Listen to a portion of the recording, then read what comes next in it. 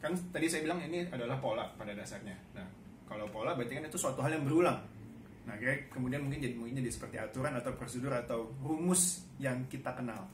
Nah, misalnya contoh lain, misalnya kita punya satu pertanyaan yang serupa, satu dibagi misalnya 2/5.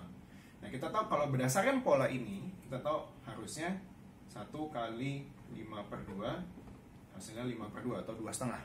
Nah, bagaimana misalnya kita visualisasikan lagi. Contoh, kembali lagi kita punya 1 penuh, kita bagi sebanyak 5. 1, 2, 3, 4, 5. Jadi kita punya 5 bagian yang ya anggap aja semua sama lah ya. Nah, kemudian gimana kita memvisualisasikannya? Sekali lagi kita sedang melakukan operasi 1 dibagi 2/5. Artinya berapa banyak 2/5 yang kita butuhkan.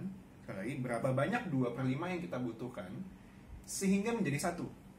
Nah, 2/5 yang mana? Nih, 1. Nih, nah ini adalah 2/5. Saya bedakan warna biar lebih kelihatan. Bagian yang ini juga 2/5.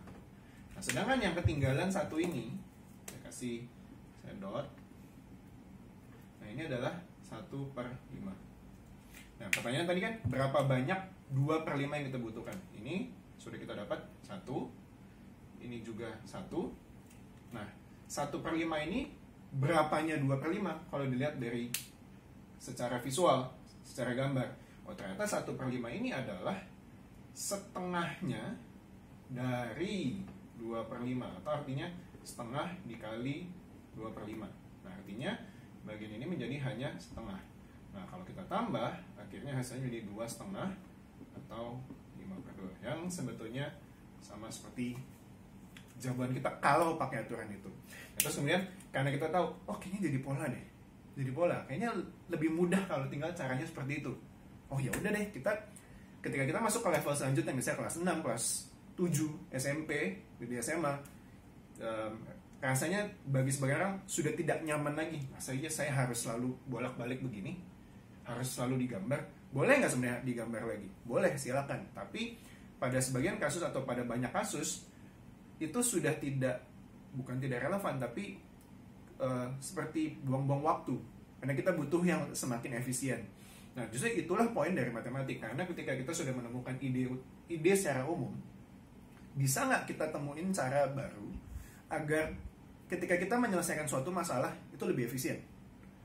Nah, bagaimana lebih efisiennya? Kita bikin aturan. Nah, kita bikin rumus. Nah, rumusnya apa? Ya ini. Dari bagi jadi kali, lalu seperti dibalik. Nah, ini penjelasan secara visualnya. Nah, itu yang saya ingin bagikan sebagai salah satu contoh visualisasi. Sebagai contoh kita berusaha make sense, membuat semuanya jadi masuk akal. Kita sebagai contoh bahwa ini kita berusaha memahami atau reasoning. Jadi skill-skill itu yang sebetulnya kita pelajari ketika kita sedang belajar matematika sesungguhnya, bukan hanya sekedar hafal aturan. Bahkan hafal aturan itu adalah suatu hal yang sangat menyalahi belajar matematika.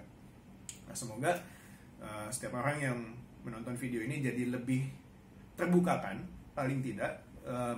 Tidak harus benar-benar mengerti, tapi minimal terbukakan. Oh, ternyata matematika itu tidak aturan, bahwa kita bisa jelaskan dengan berbagai cara sesuka hati kita sebetulnya, asal itu bisa dimasuk akal dan itu bisa diterima oleh banyak orang juga. Oke, sekian video dari saya, terima kasih.